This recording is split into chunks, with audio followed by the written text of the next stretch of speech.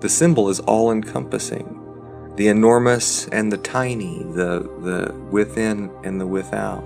There's no such thing as duality.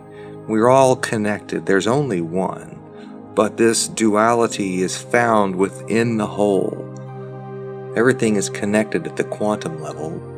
The large gets larger and larger and larger in one direction, and the small just keeps getting smaller and smaller and smaller in the other direction. I mean, if you go to CERN and you say, "What are you guys doing over here?" They'd say, "Well, we keep taking these particles and we start slamming them together, and whatever it is, it just keeps getting smaller and smaller and smaller. The further in you go, the bigger the mystery gets." I see it again as more of a philosophical method, like pixels on a TV screen.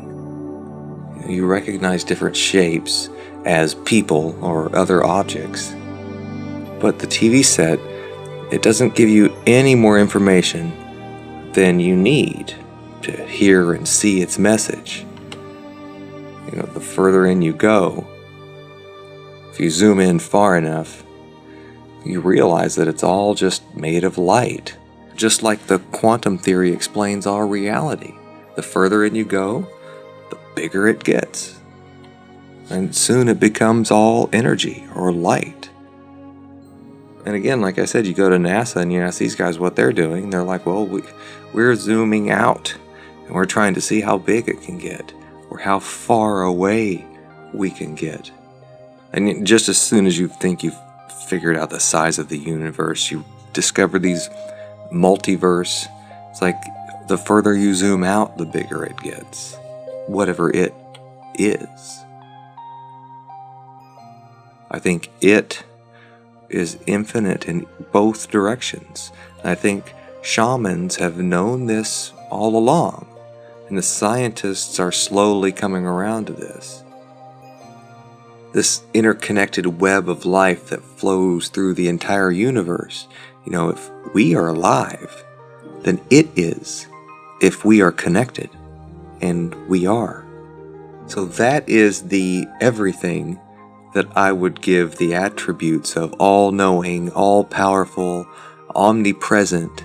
This is the only definition of God that I can accept, and from my upbringing in Christianity, it feels like this is the only definition of God that I should accept. Omniscient, omnipresent, and omnipotent. That's what God should be. See, we direct our consciousness through this fractal that we live in. We make small mouth noises that give us meaning into the shapes and the patterns that we see, but those shapes and patterns, and even the words that we use to describe them, are all based on a vibration.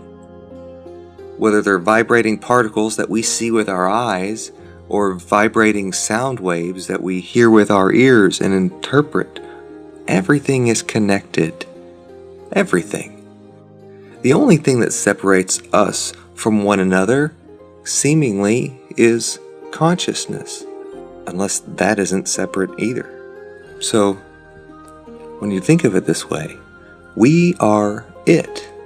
We are the eyes and the ears of God. We are collecting data for this larger, universal consciousness. The divine creative force, as Alex Gray would say. The evolution of this divine creative force into consciousness and self-awareness started with the Big Bang. Life has evolved from pure light. Where did we come from if we didn't come from pure light? And it's, of course, gone into these higher and higher forms of order and intelligence to the point of self-discovery. And that's what we're doing. We're discovering ourselves when we look into the sky. Know thyself. That's what the universe is doing every time we look into the stars. Every time we learn something new about ourselves. That's what the universe is doing. learning about itself through us. So you are the universe, expressing itself as a human. The universe. What you put into your mind, you're putting into the mind of God. You know, it can sound cliche to say that our consciousness is the tip of the spear when it comes to consciousness in the universe. Terence McKenna said it best, I think. He put it this way. What we represent is not a sideshow or an epiphenomenon or an ancillary something or other on the edge of nowhere. What we represent is the nexus of concrescent novelty that has been moving itself together, complexifying itself, folding itself in upon itself for billions and billions of years. There is, so far as we know, nothing more advanced than what is sitting behind your eyes. The human neocortex is the most densely ramified, complexified structure in the known universe.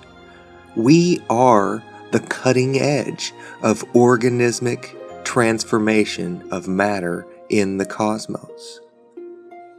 This degree of self-discovery is one of the reasons the psychedelic experience is important.